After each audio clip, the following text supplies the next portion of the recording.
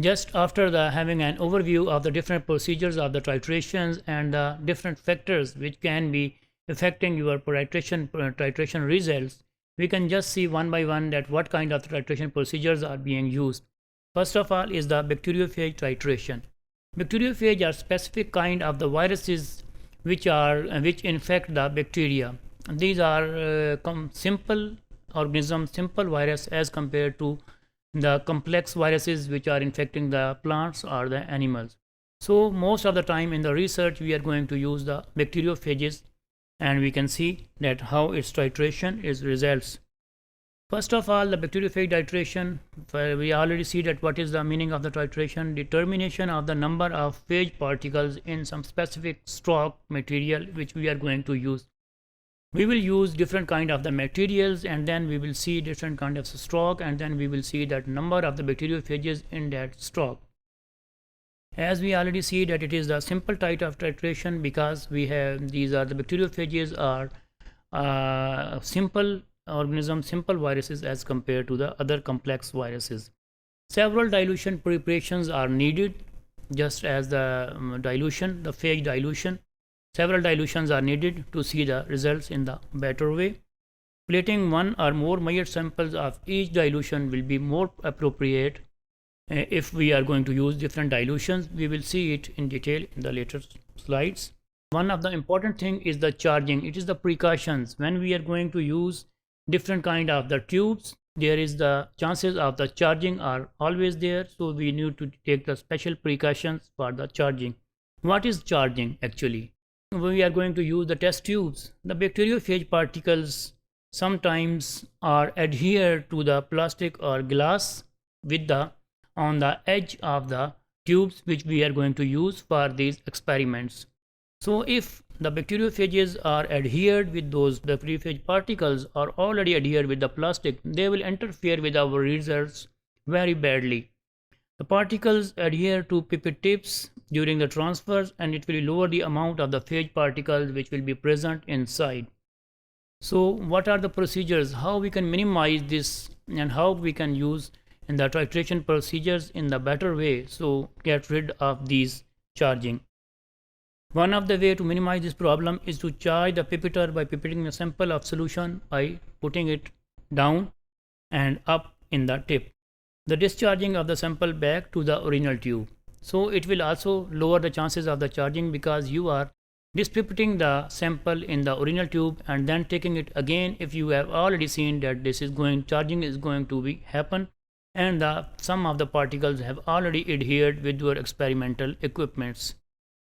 However, there is one more thing, that it is better to take the new sample in the new equipment, will be much better. A fresh sample could be taken, but the fresh sample will be taken from the same tube which you have already taken, so that it will not interfere in your results. Then the next procedure is the phage mixing. The phage mixing, the top agar is the viscous material, and you have to mix the bacteriophages in the top agar. Standard vortexing tends to introduce the new air bubbles in the, of course, when you are going to vortex it, it will be produce the air bubbles inside the media, and it will also interfere with your results of the titration. It is difficult to distinguish from the phage plaques and the air bubbles whether these are the air bubbles or whether these are the plaques. So of course you have to reduce the chances so that you can get the better results. To reduce the molten agar solution should be mixed using an appropriate technique. You can use the molten agar, and you can use this appropriate technique to avoid these chances. The exact technique to be used will depend on the type of the tube and the samples which are prepared in. Of course, the exact equipments present and depends on your experiments procedures, that which kind of the tube you are going to use and which kind of the samples you have. So here you can see that these are the agar plates. The top agar is the viscous material, and we need to mix the phages with these top agar. And for the mixing, you will take, of course, you will be using the simple vortex procedures, and if you are using the simple vortex procedures, it will lead to the air bubbles here. Here, broth and 2 drops of the chloroform here, and then the top will be the agar. Here are the different kind of the dilutions which are needed to be used for the bacteriophages. and the sample, the amount of the samples which is the, it will the same. Here are the dilutions and the 0.9 ml of the broth. We will see it that which kind, why the we use the phage dilutions. The bacteriophage titrations, a technique called the bacteriophage mixing has been developed. Of course, we see in the last slide that how to avoid the air bubbles in the bacteriophage mixing. So what is the phage mixing? This is done, the phage mixing, how the procedure is adopted. This is done by holding a tube with the cap in the palm of the hands. At the same time, the fingers are holding on the tubes. The tube is held at the 45 degree as you can see, and rotated in the circle for the 4 to 6 times in 1 to 2 seconds. This is the simple vortex procedure. We already see that this simple vortex procedure will be, if we used it for the mixing of the phage mixing with the agar, then it will be caused to the air bubbles. However, this technique allows for a gentle and thorough mixing but minimal bubbles being introduced. If we use this technique, then the number of the bubbles which will be going to be produced will be less. Just like we can see in the diagram here, different kinds of the mixing procedures were used in the different kinds of the plates for the bacteriophage titrations or for the viral titrations here. Then the phage dilutions. Phage dilutions, the phage aliquots provided are most of the time are the 1:10 dilutions of an original phage stock which have been between the 107 or 108 PFU per ml. What is the PFU? PFU is the plate forming units. It's the abbreviation of the plate forming units, and these are viable phage particles capable of infecting the susceptible host cells. If the particles which are susceptible for the infecting, that is the minimum dose which is being used for infecting living cells. Calculate the dilutions you need to get the final numbers of, this is very important fact, that you need to use the dilution which are 50 to 500 plaques per plate. Your results should not be less than 50 or more than 500. Note that 0.1 ml of the plaque solution will be added to the top agar blanks. So why we use the 50 to 500 planks? This is very important. The dilution will be done using the suspension medium, and this is because the phage lambda capsids required magnesium ions for the stability.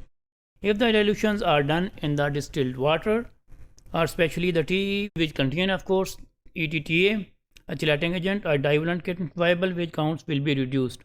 The precautions should be taken, and the viable phage counts you need to take care whether you are using TE or you are using the distilled water.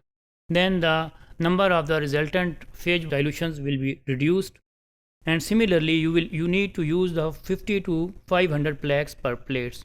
If your phage viruses, the resultants are less than 50, then it will be very difficult to make into different calculations, and similarly if they are more than 500, it will also make it very difficult to count. Phage titrations, there are different materials which are used. You can see it in the slide. 1:10 dilution in the medium of the phage stock, then 1 ml of E. coli, maybe C600. It is prepared by growing an overnight culture in the 10 ml of the LB media, and it will also contain about 100 microliters filtered with a sterilized 20% maltose. This is the media which is specially used for the phage bacteriophages, and then the centrifuge and resuscitating it into 10 ml of the SM in the suspension medium, which is called as SM. Then the next ingredients which are going to be used are the salt, normal salt, NaCl, and then magnesium sulfate. We already see that the ions we need the magnesium ions. Then tris should be used at the pH of specific pH of 7.5. The different concentrations which are needed for this is hereby provided, and different materials which are used which need to be done, which is provided here. The LB top agar should be melted in the microwave. There are, I think, no need to go in detail and describe, you can just see it here. Most importantly, just we described about LB top agar, which is very important. It should be melted in microwave first and then cooled to 50 degrees centigrade for the water bath to be further used for the titrations. So now there are two kinds of the methods for the bacteriophage titrations. Method 1 is the phage dilution.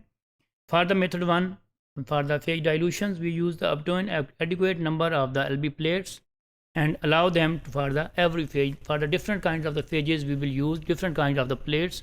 same phage viruses we use the different plates. Labeling is very important as for every kind of the experiments, and then return them at the 37 degrees centigrades. Now the label, what the things should be important for the labeling, we have already seen. The label should include the group name, the date, phage dilution, and the media used. So here are the procedures which is given for the phage dilution. You can just see that how to produce, this is the methods. You can just see it, and you can see that how to produce the phage dilutions. And then there is the mixing, the phage mixing, which is here. Gently mix the tubes and then pour it into pre-warmed LB plates and spread the overlay across the plates by tilting and rotating the phage until an overlay is distributed. I think no need to describe, you can just see it here, just very clear. And then the streaking.